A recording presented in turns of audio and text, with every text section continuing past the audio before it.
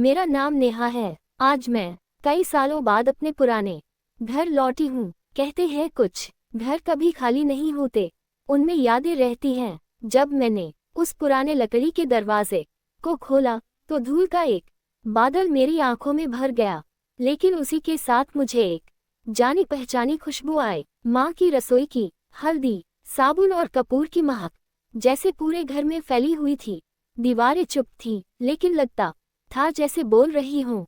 दीवार पर अब जाले लग चुके थे, पर मुझे उनमें भी माँ की छाया दिखाई दे रही थी। मैंने कमरे में कदम रखा, फर्श चरमराया, जैसे वो भी मुझसे नाराज हो और कह रहा हो, कहाँ थी तू इतने दिन। कमरे के बीच में माँ की तस्वीर रखी थी, सफ़ेद साड़ी में, मुस्कुराती हुई, वही मुस्कान जो मेरे बचपन के हर डर को मिटा देती थी। मैं पास गई, तस्वीर उठाए और बस देर तक देखती रही। मन किया जोर से बोलूं, माँ मैं आ गई हूँ, लेकिन आवाज़ नहीं निकली। मैंने तस्वीर के शीशे पर हाथ फेरा और लगा जैसे माँ का चेहरा सच में मेरे सामने है।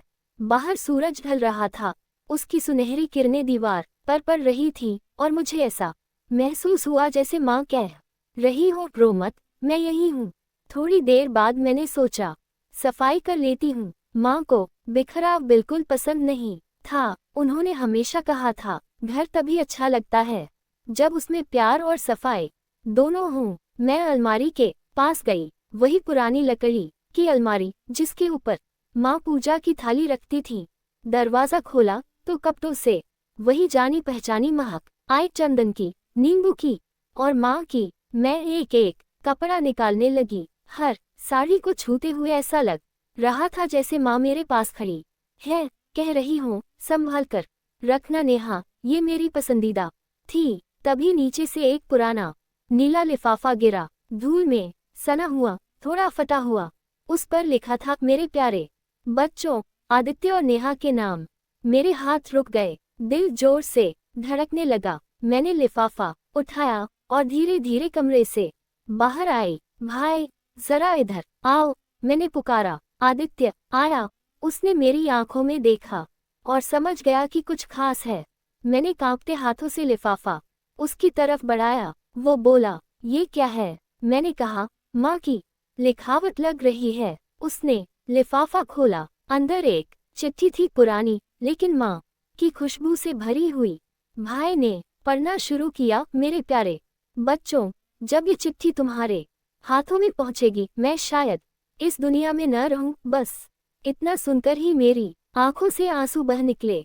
भाई पढ़ता रहा और मैं सुनती रही। माँ के शब्दों में वही प्यार, वही सच्चाई थी। माँ ने लिखा था, मुझे दुख इस बात का नहीं कि मैं नहीं रहूंगी, दुख इस बात का है कि तुम दोनों एक दूसरे से दूर हो गए हो।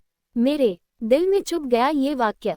माँ ने सब कुछ देख लिया था, हमारी खामोशियां, झगड़े, दूरी, सब। उन्होंने लिखा था, रिश्ते पौधे की तरह होते हैं, अगर उन्हें रोज थोड़ा प्यार न दो तो वो सूख जाते हैं।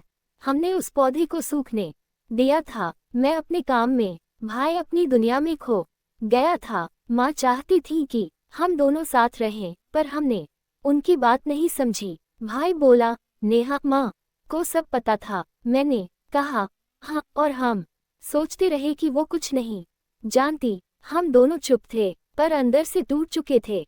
रात का सन्नाटा फैल गया था। हम माँ की तस्वीर के सामने बैठे थे। एक छोटी मोमबत्ती जल रही थी, जिसकी लौ कांप रही थी, जैसे माँ की सांसें अब भी चल रही हों। भाई बोला, याद है नेहा, माँ हर साल हमें एक चिट्ठी लिखती थी।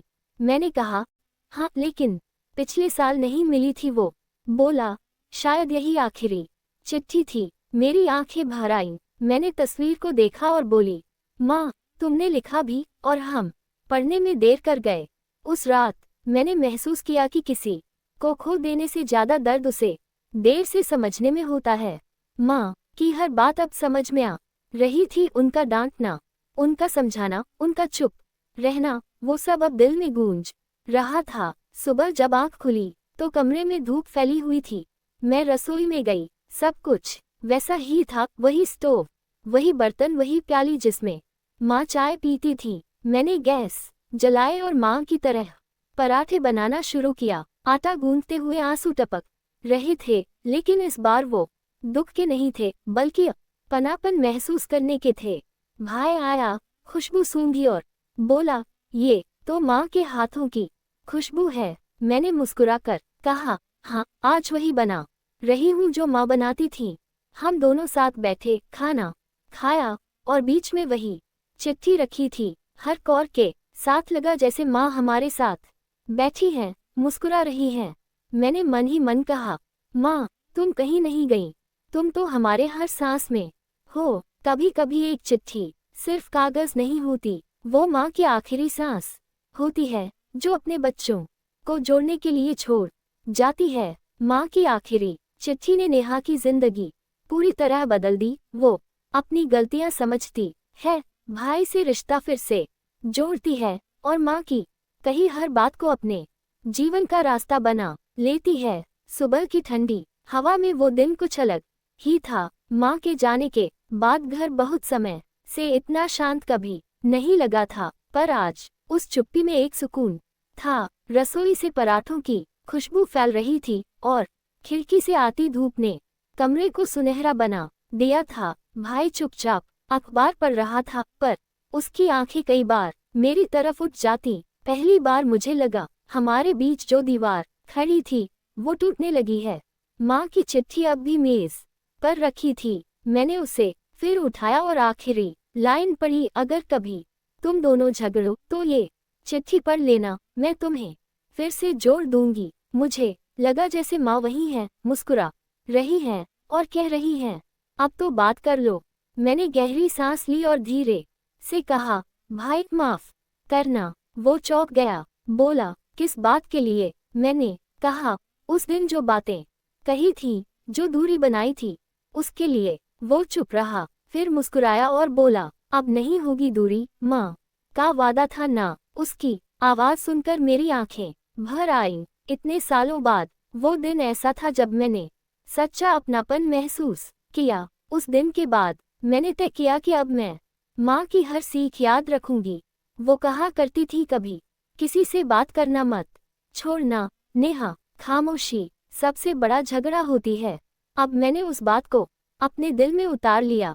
मैंने आदित्य से हर बात शेयर करनी शुरू की, घर की, दफ्तर की, मन की। धीरे धीरे घर फिर से घर जैसा लगने लगा। मैंने माँ के पौधों की देखभाल शुरू की, जो गमले सूख चुके थे उनमें नई मिट्टी डाली, पानी डाला और सोचा, माँ अब ये पौधे नहीं सूखेंगे। भाई भी शाम को जल्दी आने लगा। हम दोनों साथ बैठकर चाय पीते, पुरानी बातें करते। कई बार हंसी भी आ जाती और कभी आंसू भी। हर शाम जब सूरज ढलता तो लगता जैसे माँ खिड़की से देख रही हो और मुस्कुरा रही हो। उनकी चिट्ठी अब हमारे कमरे की दीवार पर फ्रेम में लगी है।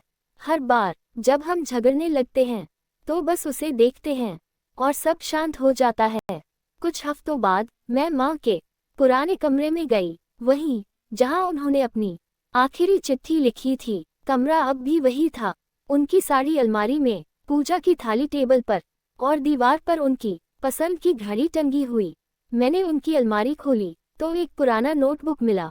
उसमें उनकी लिखावट थी। पहला पन्ना खुला तो लिखा था, नेहा और आदित्य के लिए, मेरे जाने के बाद भी मेरी बातें जिंदा रहें। मैंने एक पन्ना पढ़ा। उसमें उनकी रेसिपीज, कुछ कविताएं, कुछ सलाहें थीं। एक पन्ने पर लिखा था, कभी किसी को देर से समझो, पर कभी भी पछताने में देर मत करना।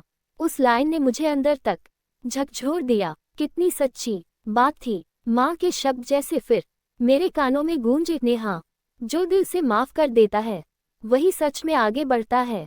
उस दिन मैंने ठान लिया, अब मैं किसी से भी दिल में बात नहीं रखूंगी। माँ चाहती थी कि हम जिंदा दिल रहें और मैंने तय किया कि अब मैं ऐसा ही रहूंगी। धीरे धीरे वक्त बीतता गया। भाई की नौकरी बदल गई, मैं भी नई जगह काम करने लगी। हम दोनों अब हर संडे साथ बैठते हैं। घर में अब फिर से हंसी सुनाई देती है। मैंने माँ की कुछ आदतें अपनाई हैं, जैसे हर सुबह दीपक जलाना, हर गुरुवार को मीठा बनाना और हर रात किसी को शुभ रात्रि कहना। पहले मैं सोचती थी ये सब छोटी बातें हैं, पर अब समझ आया। इन्हीं छोटी बातों से घर में प्यार बना रहता है। एक शाम जब मैं माँ की तस्वीर के सामने दीपक जला रही थी तो हवा का झोंका आया और लौ हल्की सी हिली। मुझे लगा जैसे माँ ने आशीर्वाद दिया हो। मैं मुस्कुराई और बोली, धन्यवाद माँ, आपने हमें फिर से जोड़ दिया। उस रात मैं पहली बार चैन से सोई। आज कई महीने बीत चुके हैं। माँ की चिट्ठी अब मेरे जीवन की सबसे कीमती चीज है। जब भी कोई परेशानी आती है मैं उसे खोलकर पढ़ लेती हूँ। हर बार कोई नया मतलब समझ में आता है। वो चिट्ठी अब सिर्फ कागज नहीं रही, वो मेरे जीवन की ताकत बन गई है। कभी कभी मैं सोचती हूँ, अगर माँ ने वो चिट्ठी न लिखी होती तो शायद हम दोनों हमेशा दूर रहते। अब जब भी कोई मुझसे पूछता है, नेहा तुम इतनी शांत कैसे रहती हो, तो मैं बस मुस्कुराकर कहती हूँ, क्योंकि मैंने माँ की आखिरी चिट्ठी पढ़ी है। वो चिट्ठी मुझे हर दिन याद दिलाती है कि प्यार जताने में देर नहीं करनी चाहिए। कभी कभी मैं बालकनी में बैठकर आसमान देखती हूँ और कहती हूँ, माँ, आपकी बातें अब भी मेरे दिल में हैं और आपकी बेटी अब अकेली नहीं है। माँ की बातें कभी पुरानी नहीं होती, वो हर दिन हमारे अंदर जीती रहती हैं, जैसे सूरज की किरणें अंधेरे में रास्ता दिखाती हैं।